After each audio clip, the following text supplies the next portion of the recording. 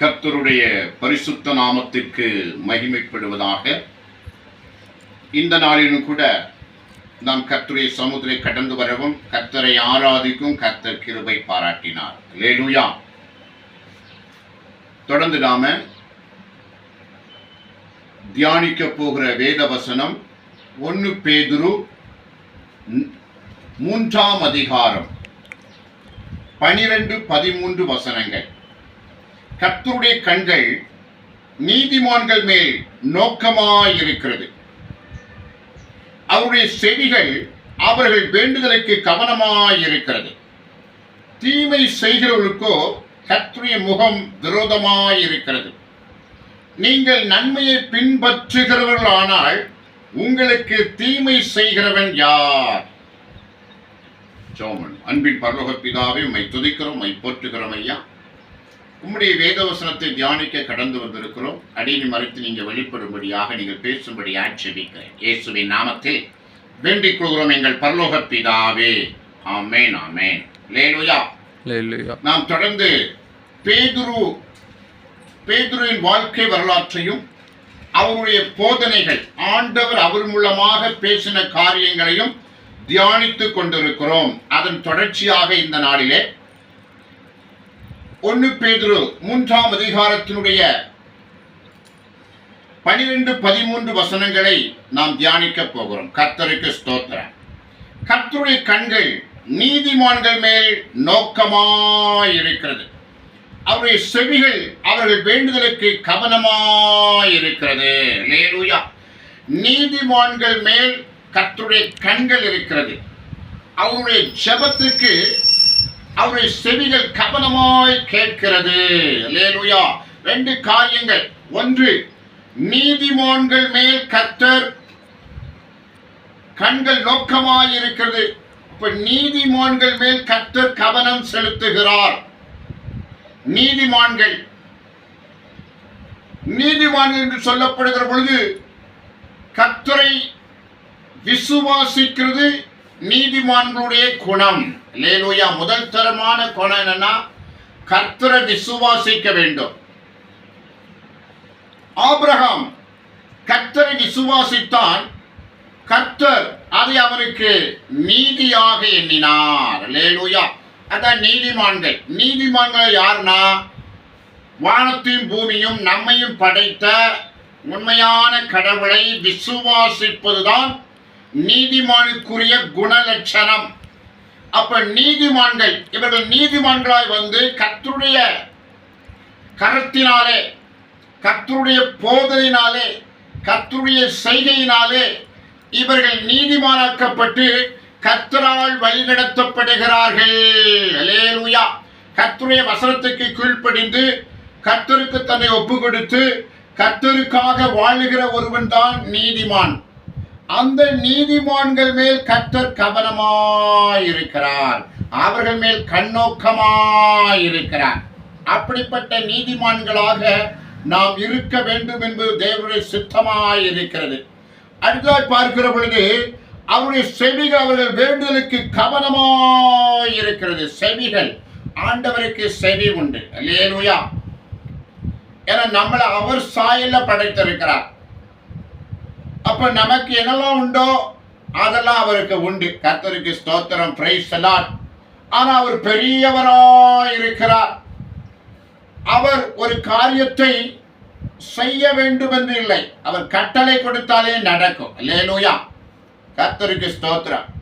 ஒன்றுமில்லாத இடத்திலிருந்து எல்லாவற்றையும் உருவாக்குகிறவர் ஆண்டவர்.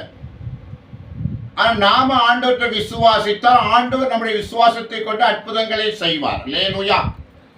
அப்போ புதிய ஏற்பாட்டிலே ஆண்டவர் இயேசு கிறிஸ்து அநேக அற்புதங்களை செய்தார். ஆனா அவர் சொன்ன காரியம், நானும் பிதாவும், பிதா சொல்ல குமாரன் இதை செய்கிறார். அல்லேலூயா. அப்போ பிதாவோடு இணைந்து இயேசு கிறிஸ்து அற்புதங்களை செய்தார் என்று வேதத்தில் பார்க்கிறோம். அல்லேலூயா. ஆகவே ஆண்டவர் பெரியவர். அவர் கண்கள், அவர் செவிகள், அவருடைய வல்லமை எல்லாவற்றையும் நாம் வேதத்திலிருந்து அறிந்து கொள்ளலாம்.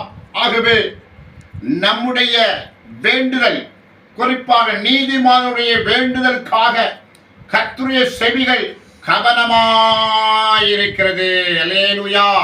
அப்ப நமக்கு ஒரு நீதிமான்கிற ஒரு நம்பிக்கை விசுவாசம் நமக்குள்ள அதிகமா இருந்தால் நம்முடைய ஜெபத்தை கர்த்தர் கேட்கிறார், பதில் கொடுக்கிறார் என்ற அந்த விசுவாசம் நமக்கு அதிகமாக இருக்கும். கர்த்தருக்கு ஸ்தோத்திரம். ஆகவே நீதிமான்கள் அவர் நோக்கமாயிருக்கிறார், நம்முடைய ஜெபத்துக்காக ஒரு ஆயத்தமாயிருக்கிறார்.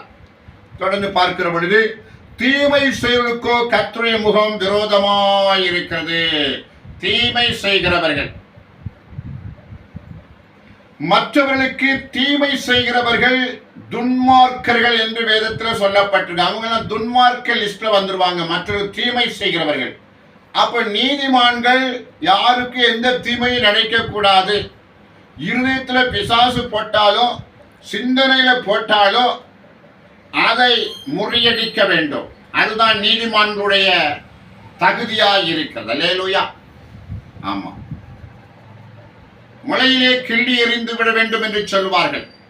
அதுவே இருதயத்தில் வருகிற பொழுதே, சிந்தனையில் வருகிற பொழுதே நீதிமான்களாய் இருக்கிறவர்கள் அதை கிள்ளி எறிந்து விட வேண்டும். அதான் பிசாசின் கிரியை. அல்லேலூயா. நம்மளை சோதிப்பதற்காக அவன் தீமையான காரியத்தை ஏவுகிற பொழுது நாம் விழிப்பாய் இருக்க வேண்டும். கர்த்தருக்கு ஸ்தோத்திரம். நீதிமான்கள் விழிப்பாய் இருப்பார்கள். ஆனா நீதிமானிலிருந்து விலகிடக்கூடாது, துன்மார்க்க லிஸ்டுக்கு வந்துடக்கூடாது. அப்போ துன்மார்க்கர்கள் மற்றவர்களுக்கு தீமை செய்ய துணிகரம் கொண்டிருப்பார்கள். எல்லாவற்றையும் தங்களுக்கு உரிமையாக்கி கொண்டு மற்றவர்களுடைய உரிமையை மதிக்காமல் மற்றவர்களை தீமை செய்கிறவர்கள், அவர்களுக்கு தேவனுடைய முகம் விரோதமாய் இருக்கிறது. அல்லேலூயா. கர்த்தருடைய கரத்தில் விழுகிறது, அது பயங்கரமாய் இருக்குமே என்று வேதம் சொல்லுகிறது. அப்ப தீமை செய்யக்கூடாது. கர்த்தருடைய பிள்ளைகள் மற்றொரு தீமை செய்யும்படியாக ஒரு காரியம் நம்ம இருதயத்தில் சிந்தனை எழும்ப விடக்கூடாது. அப்போ நாம் ஆண்டவற்ற அப்படிப்பட்ட எண்ணங்கள் வந்த ஆண்டவற்ற நாம பாவரிக்கை செய்ய வேண்டும். நாம் அதை தடுத்து நிறுத்தி அதை நன்மையாக மாற்றுவதற்கு என்னவென்று யோசிக்க வேண்டும். கர்த்தருக்கு ஸ்தோத்திரம். ஆகவே நாம நீதிமானாக இருக்க வேண்டும், மற்றவர்களுக்கு எந்த விதமான தீங்கு செய்யக்கூடாது. அப்படி செய்தால் கர்த்தருடைய முகவலுக்கு விரோதமாக இருந்து அவர் எல்லா கிரியையும் கர்த்தரை அழித்து விடுவார். அல்லேலூயா. அவர்கள் முன்னேறுவது கடினம். கர்த்தருக்கு ஸ்தோத்திரம். நீங்கள் நன்மையை பின்பற்றுவதானால் உங்களுக்கு தீமை செய்கிறவன் யார்? நாம எப்பொழுதுமே நன்மையை யோசித்தால், மற்றவர்களுக்கு நன்மை செய்ய வேண்டும் என்ற அந்த யோசனை நமக்கு இருந்தா நமக்கு விரோதமாய் யாரும் தீமை செய்ய மாட்டார்கள் என்று வேதத்தில் திட்டவட்டமாய் சொல்லப்பட்டிருக்கு. அப்போ மற்றவர்களுக்கு நாம நன்மை செய்ய வேண்டும். இப்போ வண்டி, இப்போ 2 வீலர் வச்சிருக்கிறோம். நாம பிறருக்கு அவர்களை நாம் ஏற்றிக்கொண்டு ஒருவேளை அவர்கள் கையை காட்டி நிறுத்தி நம்மிடத்தில் வந்து என்னை கொண்டு டிராப் பண்ணி விடுங்கன்னு சொல்லும் பொழுது நாம் அவர்களை வண்டியில் வைத்து அவர்கள் போகிற வரைக்கும் எந்த அளவுக்கு போகிறோமோ அந்த இடத்துல கொண்டு விடணும். அல்லேலூயா.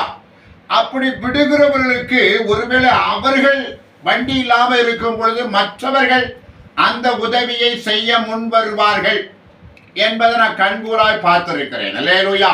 மற்றவர்களுக்கு நாம இறங்குவது போல நமக்கும் மற்றவர்கள் இறங்குவார்கள்.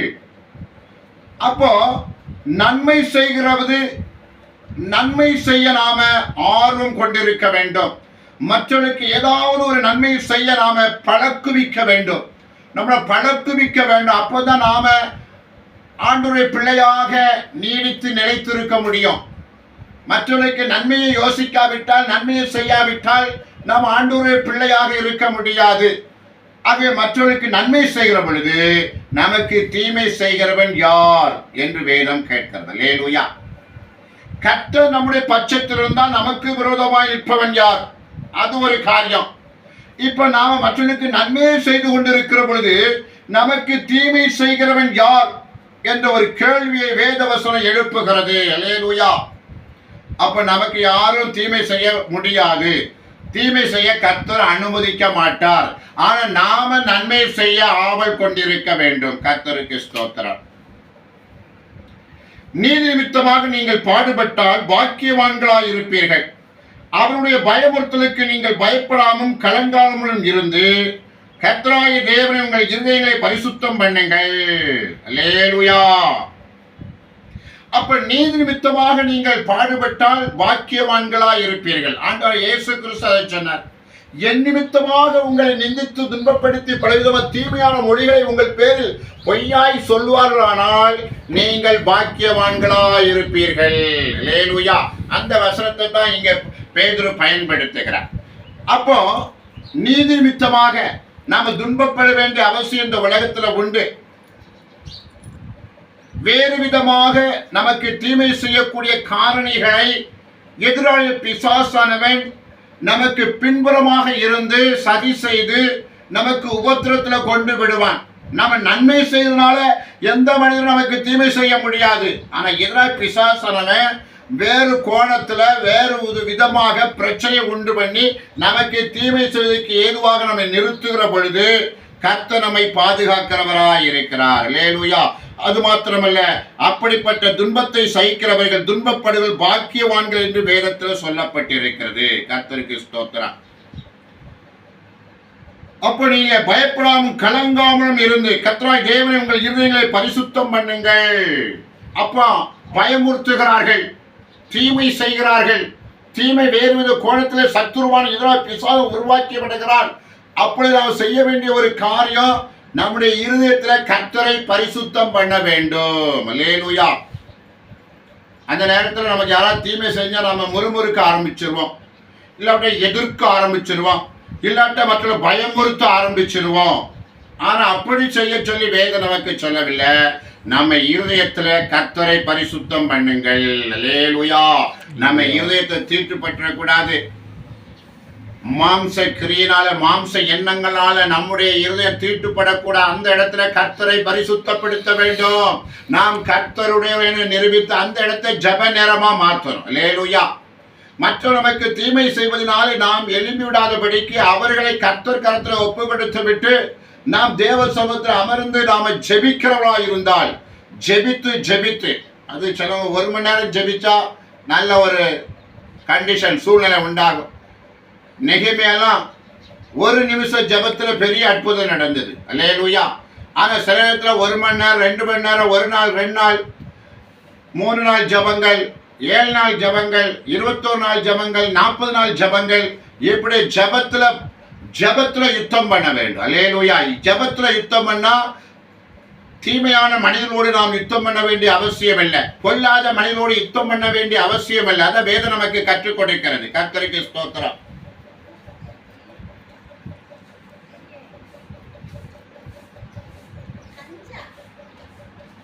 உங்களில் இருக்கிற நம்பிக்கை குறித்து உங்களிடத்தில் விசாரித்து கேட்கிற யாவருக்கும் சாந்தத்தோடும் வணக்கத்தோடும் உத்தரவு சொல்ல எப்பொழுதும் ஆயத்தமாயிருங்கள். அல்லேலூயா. உங்களில் இருக்கிற நம்பிக்கையை குறித்து சில ஜனங்கள் வந்து கேட்பாங்க, விசாரிப்பார்கள். உங்களுடைய ஆண்டவர் வந்து ஏன் சிலுவையில் அறையப்பட்டார், ஏன் கொன்று விட்டார்கள், சிலுவையில் அவர் மரித்து போனாரே ஏன் என்று அப்படி கேட்பார்கள். ஆனா மரித்து உயிர்த்து இன்னும் ஜீவனோடு இருந்து சகலத்தை ஆண்டு கொண்டு இருக்கிறார் என்ற காரியம் மட்டும் அவங்களுக்கு விளங்காது. அப்போ பாரிய அவர்களுக்கு கற்றுக்கொண்ட விதமாக ரட்சிக்கப்படாத சில கேள்விகள் கேட்கிற பொழுது நான் சாந்தத்தோடு உத்தரவு சொல்லணும், வணக்கத்தோட உத்தரவு சொல்லணும். அல்லேலூயா. தாழ்மையோடு உத்தரவு சொல்லணும். எங்கள் ஆண்டவர் மரித்தாலும் உயிரோடு எழுப்பினார். இயேசு கிறிஸ்து மரித்ததுக்கு காரணம் நீங்கள் செய்த பாவம், நான் செய்த பாவம், இந்த உலகத்தால் செய்த பாவத்துக்காக இயேசு சிலுவையில் மரித்தார். அவர் சிலுவையில் மரிப்பதற்காகவே கடந்து வந்தார். நம்முடைய பாவங்களை மன்னிக்கும்படியாக அவர் மரித்தார். மறுபடியும் 3ஆம் நாள் நம்மளை பரலோகத்தில் சேர்ப்பதற்காக உயிரோடு எழும்பி விட்டார் என்று சத்திய வசனத்தை போதிக்க வேண்டும். கர்த்தருக்கு ஸ்தோத்திரம். Price the Lord.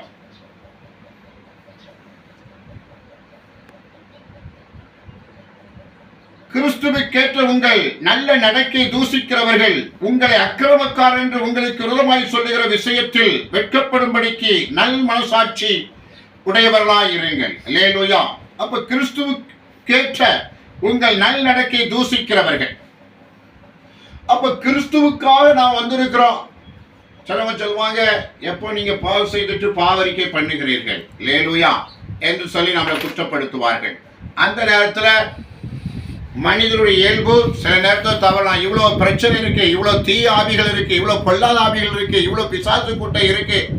ஆண்டவர் நம்மளை சோதிக்க வேண்டும் என்று விரும்புகிறார். சோதனைக்கு ஒப்பு கொடுக்கிற பொழுது சில காரியங்கள் முன்ன பின்ன இருக்கும். அல்லேலூயா. ஆனால் அதை தேவ சமூகத்தில் கொண்டு போய் அதை பாவரிக்கையாய் மாற்றி கர்த்தருக்கு பிரியமான காரியம் செய்ய வேண்டும் என்று வேதம் நமக்கு கற்றுக் கொடுக்கிறது. கிறிஸ்துவுக்கேற்ற உங்கள் நல் நடக்கை தூசிக்கிறவர்கள் உங்களை அக்கிரமக்காரர்கள் உங்களுக்கு விரோதமாய் சொல்லுகிற விஷயத்தில் வெட்கப்படும்படிக்கு நல் மனசாட்சியுடையவர்களாயிருங்கள். அல்லேலூயா. மற்றவர்கள் நம்மளை அக்கிரமக்காரங்க என்று சொல்லுகிற விஷயத்துல நாம நல் மனசாட்சி உடையவர்களாய் இருக்கணும்.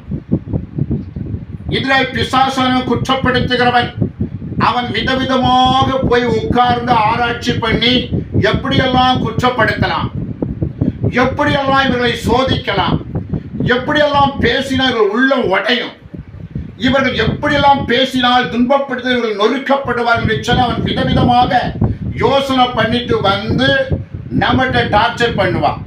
இல்ல அந்த விஷயங்களை ஒரு மனிதர்கிட்ட கொடுத்து அவர் உண்மையாய் நூதனமாய் பேசி நம்மளை டார்ச்சர் பண்ணுவோம்.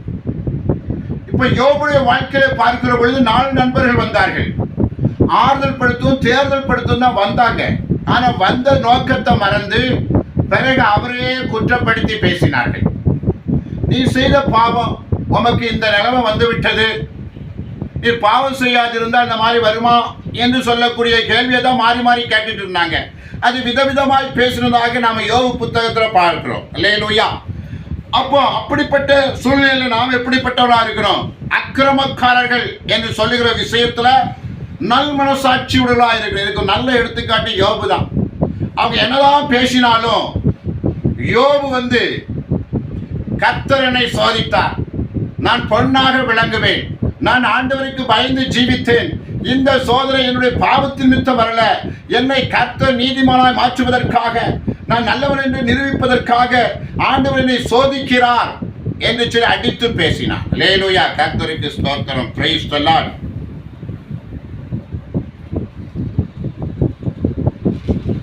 தீமை செய்து பாடு அனுபவிப்பதிலும் தேவனுக்கு சித்தமானால் நன்மை செய்து பாடு அனுபவிப்பதே மேன்மையாக இருக்கும்.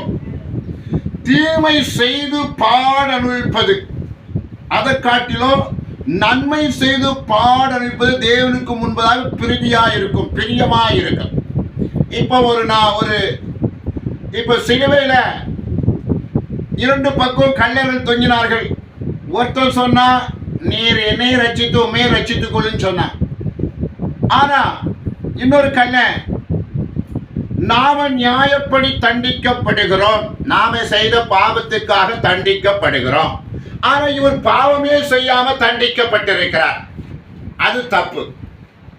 நாம பாவம் செய்து தண்டிக்கப்படுகிறோம், இவரோ பாவம் செய்யாதவராய் தண்டிக்கப்படுகிறார் என்று கண்டு ஆண்டவர்கிட்ட விசுவாசம் வைத்து ஆண்டவர் மூலமாக பரதேசிக்கு உடனே எடுத்துக் கொள்ளப்பட்டான். அல்லேலூயா. மரிக்கும் நாளே பரலோகத்திலே ஆண்டவரோடு கூட இருப்பதாக ஆண்டவர் அவனுக்கு வாக்கு கொடுத்து விட்டார். அல்லேலூயா. Praise the lord. அப்ப வேதத்தின்படி தீமை செய்து பாடுவிப்பதிலும் தேவனுக்கு சித்தமானால் நன்மை செய்து பாடுவிப்பதே மேன்மையாக இருக்கும். அல்லேலூயா. ஆனா அந்த இடத்துல ஒரு நீதி மேல் பசிதாக உள்ள ஒரு பாக்கியவான்கள் என்று சொல்லப்பட்டிருக்கு. அந்த இடத்துல எனக்கு ஒரு நீதி வேண்டும், ஒரு நியாயம் வேண்டும் என்று சொல்லி ஆண்டவர்கிட்ட போராடுகிறது, ஒரு நீதிக்காக போராடுகிறது ஒரு வகையான ஆவிக்குரிய காரியமாக இருந்தாலும் இந்த துன்பத்தை நான் இயேசுவுக்காக சகித்துக் கொள்கிறேன் என்று சொல்லி இயேசப்பா பாதத்துல நாம காத்திருக்கிற பொழுது அமைதியாய் காத்திருக்கணும். ஆண்டவர் பாதத்துல பொறுப்பை கொடுத்து பொறுமையாய் காத்திருக்கிற பொழுது கர்த்தர் நம்ம மேல பிரியப்படுகிறார். அல்லேலூயா. பிரியப்பட்டு நமக்காக அவர் சில நடவடிக்கைகளை எடுப்பார். அல்லேலூயா. சில நடவடிக்கைகளை எடுத்து யார் யாருக்கு என்னெல்லாம் செய்யணும் என்பதை அவர் தீர்மானிப்பார். இதுக்கு ஏதேன் தோட்டம் ஒரு நல்ல அனுபவம். அல்லேலூயா. ஆதாமை ஏவாளை கர்த்தர் படைத்து அந்த இடத்தை பாதுகாக்க பயன்படுத்த வைத்தாரு. அவள் குடும்பமாக அங்கீகரித்து ஆசீர்வதித்தாரு. மாலை மதிய குளிர்ச்சியான வேலை அங்கு வந்து அவரோடு பேசினாரு. ஆனா எதிரான பிசாசு சுத்தி பார்த்து அந்த நடுவில் இருந்த மரத்தை குறித்து அவன் யோசனை பண்ணி அவர் அந்த மரத்து பக்கம் போகாம அந்த மரத்தை விட்டு விலகி போறதை அவன் கண்டு எல்லா பழத்தையும் புசிக்கிறார்கள், இது மட்டும் புசிக்கவில்லை என்று அவன் கண்டு அவனை ஏவாளை சாத்தான் வந்து பாம்பின் ரூபமாய் கடந்து வந்து பேசி அவன் வஞ்சிக்கிறதை பார்க்கிறோம். அல்லேலூயா. ஆதாம் ஏவாள் வஞ்சிக்கப்பட்டால், ஆதாம் வஞ்சிக்கப்பட்டால் அவர்கள் நிர்வாணியாய் மாறினார்கள். நிர்வாணி என்று அவர்கள் அறிவித்த பொழுது ஆண்டவர்கள் விசாரித்தார். விசாரித்து வந்து தண்டனை கொடுத்தார். அல்லேலூயா. 3 பேருக்கு பனிஷ்மெண்ட் கொடுத்தார். சாத்தான விடல. அவன் சுத்தி வானமங்க சுத்தி கொண்டு வந்தவன் இன்னைக்கு மனிதர்களோடு சேர்ந்து மனிதர்களை எப்படி எதிராய் பாவித்து கொலை செய்யக்கூடிய அளவுக்கு ஒரு சூழ்நிலை வந்தது காரணம் ஆண்டவர் கொடுத்த ஒரு தண்டனை தான், ஒரு சாபம் தான் அவனுக்கு. அல்லேலூயா. அவன் மனிதர்களை பாவம் செய்ய வச்சு மேற்கொள்ளணும் சொல்லி அவன் உயிரை காத்துக்கொள்வதற்காக நம்மகிட்ட போராடி மேற்கொள்ள சொல்லி பாவம் செய்து இந்த தேவ துரோகியின் உச்சக்கட்டமாய் மாறி நரகத்துக்குரியவனாய் மாறிவிட்டான். அல்லேலூயா.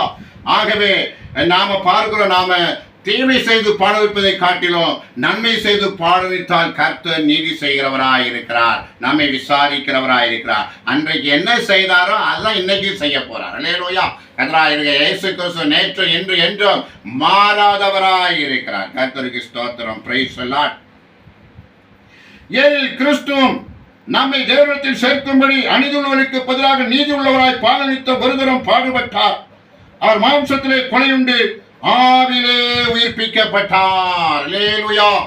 அப்ப இயேசு கிறிஸ்து அநீதி உள்ளவர்களுக்கு பதிலாக நீதி உள்ளவராக சிலுவையில மரித்தார்.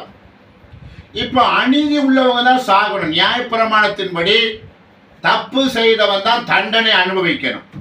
ஆனா இயேசு கிறிஸ்து தப்பே செய்யாதவர் தண்டனை அனுபவிச்சார். யாருக்காக? அநீதி உள்ளவர்களுக்காக. நம்மை போல அநீதி உள்ளவர்களை நீதி உள்ளவராய் மாற்றுவதற்காக ஆண்டவர் இயேசு கிறிஸ்து தண்டனை அனுபவித்தார். அது தேவ சமூகத்தில் ஒரு பிரியமான காரியம். அல்லேலூயா. அவர் மாம்சத்திலே கொலையுண்டு ஆவியிலே உயிர்ப்பிக்கப்பட்டார். மாம்சத்திலே கொலையுண்டு ஆவியிலே உயிர்ப்பிக்கப்பட்டார். கர்த்தருக்கு ஸ்தோத்திரம். யாருக்குமே அந்த பாக்கியம் கொடுக்கப்படவில்லை. மாம்சத்திலே கொலையுண்டவர்கள் கல்லறைக்கு போய்விடுவார்கள். ஆவி தான் தந்து தேவனத்துக்கு போயிடும், ஆத்மா நியாயத்தீர்ப்புக்கு போய்விடும். ஆனால் இயேசு கிறிஸ்து மாம்சத்திலே கொலையுண்டவராய் இருந்தாலும் ஆவியிலே உயிர்ப்பிக்கப்பட்டார். அல்லேலூயா. ஆவியிலே உயிர்ப்பிக்கப்பட்டு அங்கே அவர் என்ன ஒரு பணி செய்கிறார் பாருங்கள். அந்த ஆவியிலே அவர் போய் காவலில் உள்ள ஆவிகளுக்கு பிரசங்கித்தார். காவல்ல, பாதாளத்தில், சிறையில மனிதர்கள் இருந்தார்கள். அவர்கள் மரித்து போன அவர்கள் ஆத்துமாக்கள். ஆவிகள் என்றால் ஆத்துமான்னு சொல்லலாம். அல்லேலூயா. ஆவியும் ஆத்துமாவும் ஒன்றாக இங்கே பாவிக்கப்பட்டு சொல்லப்பட்டிருக்கிறது. அல்லேலூயா. அப்போ அவர் ஆவியிலே உயிர்ப்பிக்கப்பட்டு இந்த நோவா காலத்துல மரித்து போன, பெருவெள்ளத்துல மரித்து போன ஒரு கூட்ட ஜனங்கள் அங்கே பாதாளத்துல சிறையிலே இருக்கிறார்கள். அவர்கிட்ட போய் ஆண்டவர் பிரசங்கம் பண்ணினார். அந்த ஆவிகள் பூர்வத்திலே நோவா பேழையை ஆயத்தம் பண்ணும் நாட்களிலே தேவன் நீடிய பொறுமையோடு காத்திருந்த போது கீழ்ப்படியாமல் போனவைகள். அந்த பேழையிலே சில 8 பேர் மாத்திரம் பிரவேசித்து ஜலத்தினாலே காக்கப்பட்டார்கள். கர்த்தருக்கு ஸ்தோத்திரம். Price the Lord. இந்த ஒரு வரலாற்று சம்பவம் ஆண்டவருடைய முக்கியமான அந்த 3 நாள் கல்லில் இருந்தபோது நடந்த சம்பவத்தை இந்த வெளிப்பாடு பேதுருக்கு மாத்திரம் கிடைத்திருக்கிறது. அல்லேலூயா. மற்ற எந்த அப்போஸ்தலருக்கு இந்த வெளிப்பாடு கொடுக்கப்படவில்லை. பேதுரு மாத்திரம் அந்த வெளிப்பாட்டை பெற்றிருக்கிறார். கர்த்தருக்கு ஸ்தோத்திரம். Price the Lord. அங்கே என்ன சொல்லப்பட்டிருக்கிறது? நோவா காலத்தில் சேத் புத்திரராகிய தேவ புத்திரர்கள், காயின் சந்ததியில் வந்த மனுஷ புத்திரர்கள். இப்ப சேத் புத்திரர்களும் காயின் சந்ததியில் மனுஷ புத்திரர்கள், அங்கே மனுஷ குமாரத்திகள் என்று சொல்லப்பட்டிருக்கு. அல்லேலூயா. இவர்கள் ஒருவரை ஒரு அன்பு கொண்டு, அதை வேசித்தனமாகிய காதல். அல்லேலூயா. அந்த வேதத்தில் வேசித்தனமாகிய காதல் வயப்பட்டு கர்த்தருடைய கட்டளையை மீறி அவர்கள் ஒருவரை திருமணம் முடித்து அதனால பிள்ளைகள் பெற்று ராட்சதர்களாய் மாறிவிட்டார்கள். அல்லேலூயா. அப்போ ஆண்டவருடைய ஆவி அவர்களுக்கு விரோதமாய் இருந்து சேத் புத்திரருக்கு எச்சரிக்கை கொடுத்தார். நீங்கள் காயின் சந்ததியோட சேராதீர்கள். காயின் சந்ததி தெய்வ பயமில்லாதவர்கள், தேவனை உண்மையாய் சேவிக்காதவர்கள் காயின் சந்ததியினர். ஆனால் சேத் புத்திரர் தேவனை தொழுது கொண்டார்கள். சேத் புத்திரர் குழந்தைகளை பெற்ற பொழுது, அவர்கள் பெருகின பொழுது தேவனை தொழுது கொண்டதாக வேதத்தில் சொல்லப்பட்டிருக்கிறது. ஆகவே அந்த நாட்களிலிருந்து அவர்கள் தேவ புத்திரர்களாக பாவிக்கப்பட்டார்கள். அதுக்கு முன்பாக இந்த காயின் சந்ததிகள்லாம் தேவனுக்கு விரோதமான கிரியை செய்யக்கூடிய மனப்பான்மை உடையவர்கள். சரியான மனம் திரும்புவது இல்லை. மனம் திரும்பாமலே, பாவரிக்கை செய்யாமலே ஆண்டவர் விட்டு விலகி போனவன் தான் இந்த காயின். அவருடைய சந்ததி எல்லாம் பெருகினது. அதற்கு கூட கர்த்தர் இடம் கொடுத்து வைத்திருந்தார். அல்லேலூயா. அவர்கள் சந்ததி பெருகினது. அவர்கள் மனுஷகுமாரத்திகள் இல்ல மனுஷ புத்திரர்கள். இங்க தேவ புத்திரர்கள், சேத்துடைய புத்திரர் தேவ புத்திரர்கள். இவர்கள் மறுபடியும் வேசித்தனமாகிய காதல் வயப்பட்ட பொழுது தேவனுடைய கட்டளையை மீறி அவர்கள் குடும்பம் நடத்தி பிள்ளைகளை பெற்ற போது அவர்கள் ராட்சதர்களாய் மாறிவிட்டார்கள். அல்லேலூயா. அப்ப கர்த்தருடைய ஆவியால் தடை செய்தார் என்று வேதத்தில் சொல்லப்பட்டிருக்கு. ஆனா ஜனங்கள் கீழ்ப்படியவில்லை. அல்லேலூயா. அங்கே காதல் வயப்படுகிறவர்கள், வேசித்தனமாகிய காதல் வயப்படுகிறவர்கள் ஆண்டவருக்கு கீழ்ப்படிய மாட்டார்கள். அவர் மனம் போல எல்லாவற்றையும் செய்து வந்துவிட்டு எப்படியாவது எங்களை காப்பாற்றி விடுங்கள் என்று சொல்லி மன்றாடுகிறதை அந்த நாளிலே காணப்படுகிறது. இந்த நாளிலும் பார்க்கிறோம். அல்லேலூயா. கர்த்தருக்கு ஸ்தோத்திரம். ஆனா இந்த சேத் புத்திரர் காய்பதை சந்திக்கிற முன்பதாக ஆண்டவரை நேசிக்கிற ஜனங்களாய் இருந்தார்கள். அதிலையும் ஆண்டவர் வருகைக்காய் காத்திருக்கக்கூடிய, ஆண்டவருக்காய் காத்திருக்கக்கூடிய நல்லவர்கள் இருந்தார்கள். நல்லவர்கள் இருந்தாலும் அந்த பாவம், எந்த பாவம்? காயின் சந்ததியோடு இணைக்கப்படுகிற அந்த பாவத்திலிருந்து அவர்கள் தப்பித்தார்களோ இல்லையோ தெரியாது. ஆனால் நோவா பேழையை பண்ணி வைத்திருக்கிறான். அந்த பேழைக்குள்ள அவர்கள் செல்லவில்லை. பேழை அவர்கள் நாடவில்லை. பேழையை அவர்கள் துச்சமாக மதித்தார்கள். அப்படி ஒரு பெருமழை பெய்து இந்த பேழையானது உயர்த்தப்பட்டு காக்கப்படுவார் என்ற நம்பிக்கை, விசுவாசம் அவர்களுக்கு வரவில்லை. அதான் வேதத்தில் கீழ்ப்படிதல் இல்லை என்றே சொல்லப்பட்டிருக்கு. அல்லேலூயா. ஆனா ஆண்டவர் மேல பக்தியா இருந்தாங்க, பாசம் வச்சிருந்தாங்க. ஆனா இந்த ஒரு காரியத்துல அவர்களுக்கு விடுதலை இல்லை. இந்த ஒரு காரியத்தை அவர்களால் நம்ப முடியாதனால அவர்கள் ஜலப்பிரயத்தில் அவர்கள் சேர்ந்து அழிக்கப்பட்டார்கள். அல்லேலூயா. அப்படிப்பட்ட நல்லவர்களும் அவர்கள், அப்படிப்பட்டவர்கள் அங்கே பாதாளத்தை சிறைச்சாலை இருக்கிறார்கள். அவர்களுக்கு போய் கர்த்தர் பிரசங்கிக்கிறார். அல்லேலூயா. அப்ப வேதத்தில் சொல்லப்பட்டபடி மரித்தோருக்கும் ஜீவனோருக்கும் ஆண்டவர், நாம் பிழைத்தாலும் கர்த்தருக்கென்று பிழைக்கிறோம், மரித்தாலும் கர்த்தருக்கென்று மரிக்கிறோம் என்பதை நாம் இதன் மூலம் அறிந்து கொள்ளலாம். அல்லேலூயா.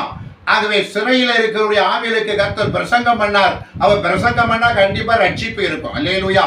ஆண்டவர் போய் அங்க பாதாளத்துல போய் அந்த ஜனங்களுக்கு போய் பிரசங்கம் பண்ணியிருக்கிறார். அல்லேலூயா. ஆகவே அவர்கள் ஒருவேளை மனம் திரும்பி பரலோகத்துக்கு பரதேசி வாசிகளாய் கடந்து வந்திருக்க கூடும். கர்த்தருக்கு ஸ்தோத்திரம். அந்த காரியம், அந்த ரகசியம் இங்கேதான் சொல்லப்பட்டிருக்கு. அல்லேலூயா. இன்னொரு காரியம், நிகழ்காலத்துல இன்னொரு ரகசியமான ஒரு காரியம். இப்போ ஆண்டவர் இயேசு கிறிஸ்துவை ஏற்றுக்கொண்டவர்கள் அந்தியோகியப்பட்டதிலே கிறிஸ்தவர்கள் என்று அறியப்பட்டார்கள். இப்ப கிறிஸ்தவ ஜனங்கள் இருந்து கொண்டு இந்த கிறிஸ்தவ ஜனங்கள் முந்தைய காலத்தில் சேத் புத்திரருக்கு இணையானவர்கள். அல்லேலூயா.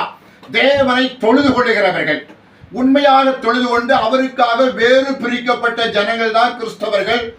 அதுல கிறிஸ்துவை நம்பி வந்த யாவர்களும் தங்களை கிறிஸ்தவர்கள் என்று நிரூபிப்பது அவசியமாய் இருக்கிறது.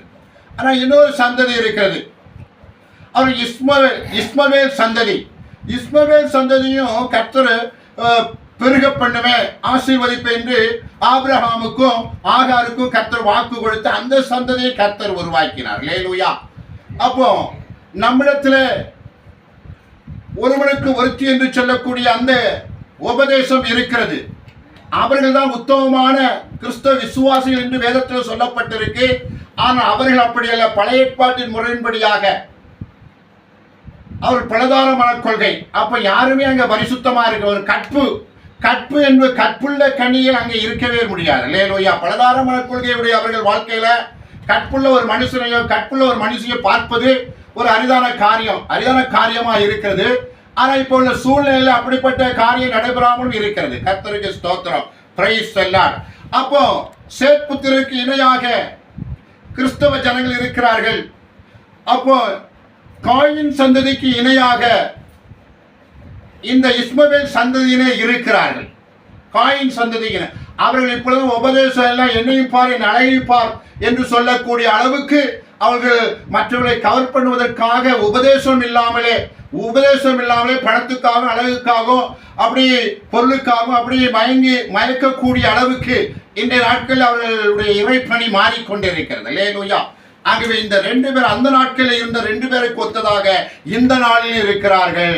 இது போல ரட்சிக்கப்படாமல் விக்கிரக ஆராதனைக்காரர்கள் ஒரு பெருங்கூட்டமாய் இந்த கிழக்கத்திய பகுதியில் காணப்படுகிறார்கள். கர்த்தருக்கு ஸ்தோத்திரம். Price the Lord. ஆகவே நாம கர்த்தருக்கு கீழ்ப்படிவது அவசியமாய் இருக்கிறது. இப்பவே கர்த்தருக்கு கீழ்ப்படிய வேண்டும். இந்த பூமியில் இருக்கும் பொழுது கர்த்தருக்கு 100% கீழ்ப்படிய வேண்டும். கர்த்தர் உதவி செய்வாராக. அதற்கு ஒப்படையான ஞானஸ்தானத்தை மாம்ச அழிக்க நீக்குதலாயிராமல் தேவனை பற்றும் நல்மனசாட்சியின் உடன்படிக்கையாய் இருந்து இப்பொழுது நம்மையும் இயேசு கிறிஸ்துவினுடைய உயிர்த்தெழுதலினால் ரட்சிக்கிறது. அல்லேலூயா. அப்ப ஞானஸ்தானம். கர்த்தருக்கு ஸ்தோத்திரம். Price the Lord.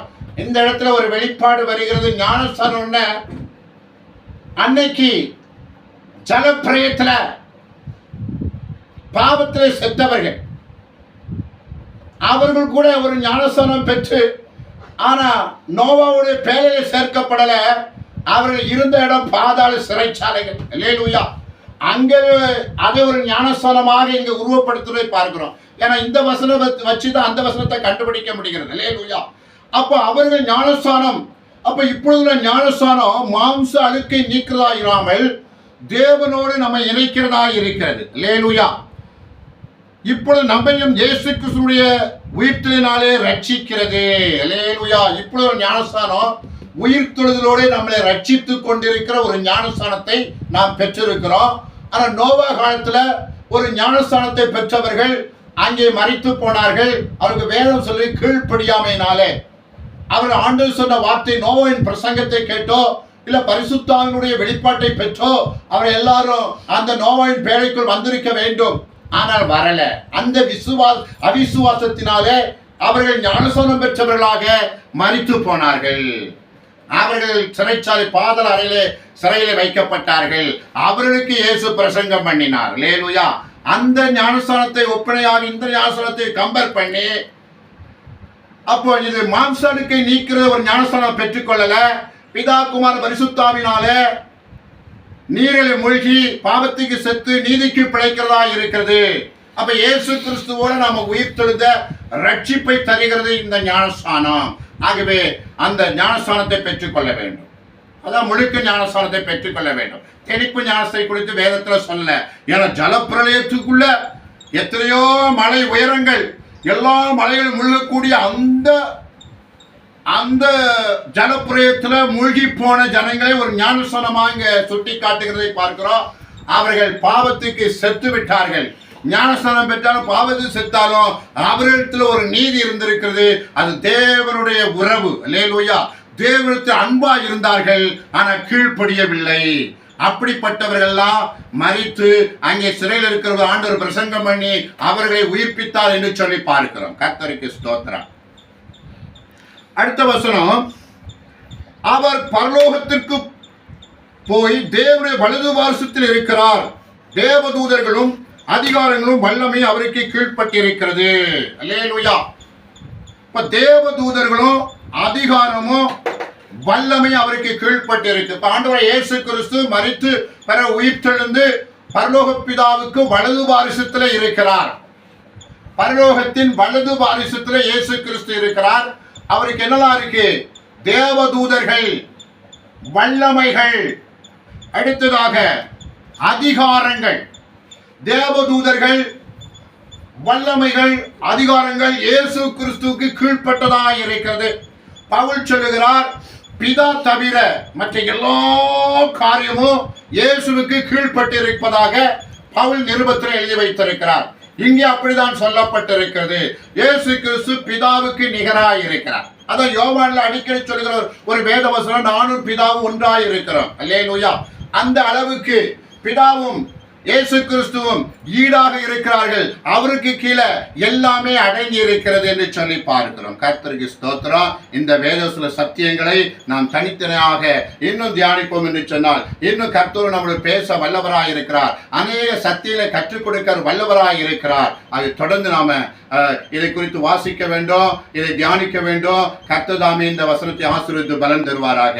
Amen, amen, amen.